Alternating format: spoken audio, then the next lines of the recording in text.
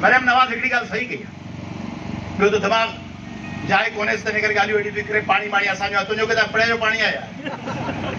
पाणी अचे पियो तिब्बत मां, हिमालय मां, पाणी असांजो आहे।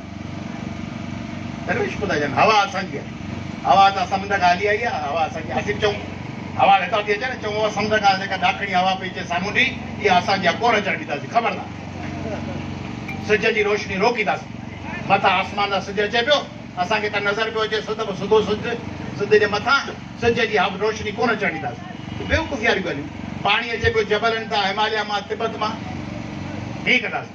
नौकरियूं कोन थियूं मिलनि हज़ारनि खे, माण्हू इहो ध्यानु न ॾियनि त म्यूज़िक टीचर अञा दरबदर आहिनि, माण्हू इहो ध्यानु न ॾियनि त 5 खां 15 ग्रेड वारियूं नौकरियूं अनाउंस करे माण्हुनि खे दरबदर ख़ासि बसर करे उन्हनि खे पेड़ियूं ॿोड़े उन्हनि खे दरबदर करे छॾियूं। माण्हू ध्यानु न ॾियनि, माण्हू लॻा पिया हुजनि मरियम नवाज़ छा चयो, ख़ालिद मक़बूल छा चयो, मरियम नवाज़ छा चयो, ख़ालिद मक़बूल छा चयो।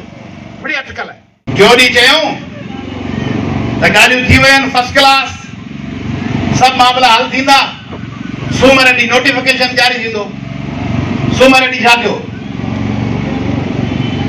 फोती कोतरा जे बजाए फोती खातो ऐं फोती सर्टिफिकेट जो फ़ैसिलो कयूं त फोती सर्टिफिकेट हीअं जारी थींदो।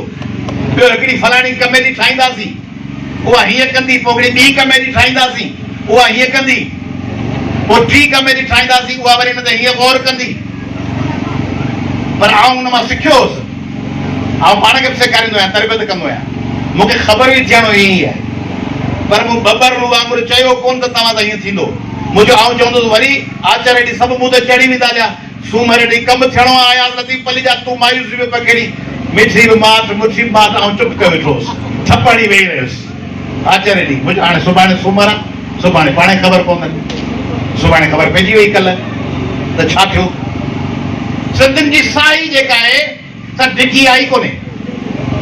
लखे माण्हू गॾु थियनि हा, एहतजाज कनि, पोइ लखे माण्हू गॾु थी पंहिंजे ताक़त जो मुज़ाहिरो करे पोइ पंहिंजा शर्त मञाइनि, पंहिंजी ताक़त जो इज़हार करे। ताक़त जे इज़हार खां अॻु में हथियार फिटा कोन कबा आहिनि। पाकिस्तान जेकॾहिं जवाबु न ॾिया भारत खे ऐं माठ करे वेही रहिया ऐं अमेरिका विच में पिया ऐं पाकिस्तान चया ठहियो त ही मञींदा या त पाकिस्तान ताक़त आहे, मञी कोन। ही चवंदा दुआ कर अमेरिका खे जंहिं असांखे रोके छॾियो, भारत चविया न त असीं चटणी करे छॾियूं आहे। पर पाकिस्तान जवाबु ॾेई हुननि जा 6 जहाज़ केराए पोइ जो छा कयो सुलह त हाणे हुननि जी बोलती बंदि थी वई। हाणे कंहिंखे चई कोन था सघनि दादा असांखे अमेरिका जॾहिं ॾिनो त घुमाए लाहियूं था, हाणे चवंदा रुगो ही पाकिस्तानी तव्हांखे घुमाए लाहींदा। तंहिं करे ताक़त जो इज़हार कयूं, ताक़त जो इज़हार करे हुननि जा 6 जहाज़ केराए पोइ चऊं बाबा भाउरनि अचो ॻाल्हियूं कयूं था। पोइ पाण खे मयार ॾिनऊं न।